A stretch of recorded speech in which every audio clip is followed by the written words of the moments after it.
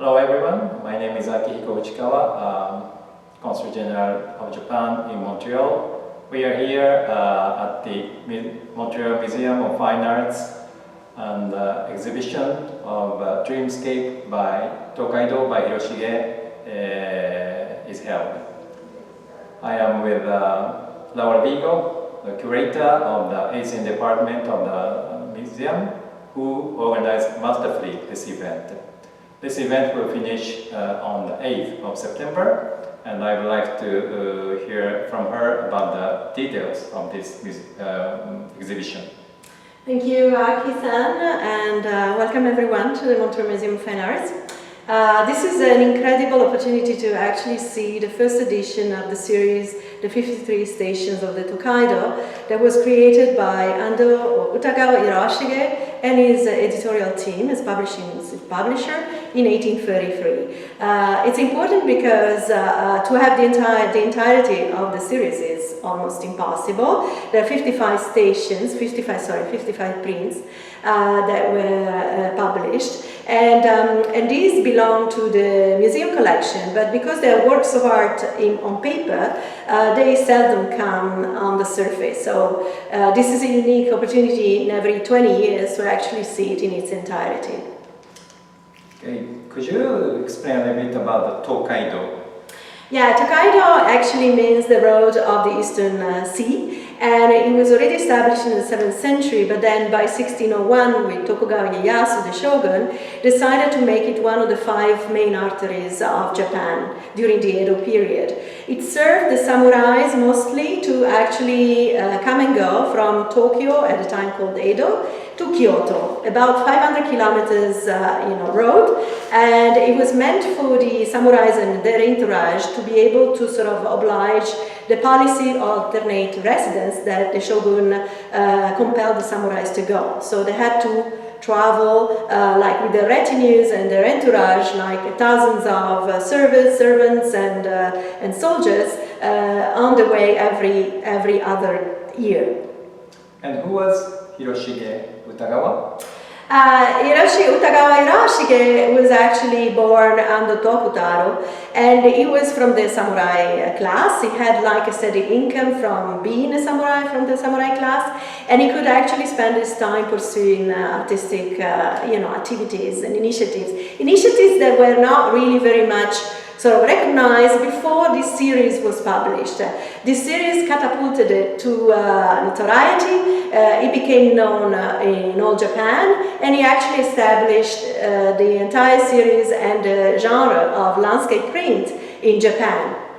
And what is the artistic value of these prints? Well, the fact is that Hiroshige, with his skillful portrait and sort of dynamic rendering of the landscape, the atmospheric allure of each one of these compositions, made these prints extremely popular. But the popularity was actually also due to his publisher, Takanouchi Magohachi, who was really the art director of the project. So this series was very, very popular in Japan at the time of his publishing, and then it became even more popular when the French Japanese discovered it in the second half of the 19th century. So they created this myth of Hiroshige as the master artist of landscape prints in Japan. And in what sense Hiroshige and his team were pioneers in the promotion of tourism and the local products? Well, one thing that people don't say most of the time is that all these prints, each one of them was actually very low cost, in a sense that you could buy at the time a single print for less than $3 of today. So you could just get either a bowl of soba or a print. That meant that they were almost ubiquitous, they were everywhere, they mass produced. And so the publishers, didn't take long for them to understand that they could use these prints as vehicles for other kind of transfers of knowledge.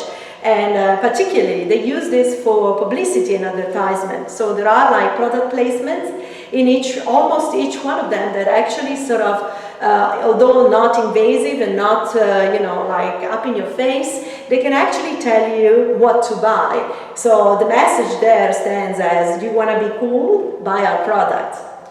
And so, in a way, the Tōkaidō series by Hiroshige was actually promoting hostels, restaurants, all kinds of local products throughout the Tōkaidō. And so all these merchants, activities and the merchants were actually just waiting for the next consumer to come by and consume. So the landscape produced by Hiroshige, reproduced in these terms, make people dream. So for my part, I expect that the people, more and more people go to Japan after having seen this exhibition. You bet. I think this is what actually Hiroshige and Takeuchi Magohachi's publisher really wanted in the first place, is really to titillate and enthrall, potential consumers and travelers to go through the Tōkaidō. Of course, not all of them could do it. It would take more than two to 3 weeks to actually walk through 490 kilometers of road, and you could just do it on foot. So you can imagine it was not like for the faint of heart. But this is an occasion, a unique occasion to actually look at and to embark like visitors, like a reader on Edo, Japan, to come and see and understand these prints in detail. So, but please hurry up, because this exhibition, as the Consul General just said, is actually going to be taken off the walls September 8th. Thank you. Thank you, Laura. Thank you.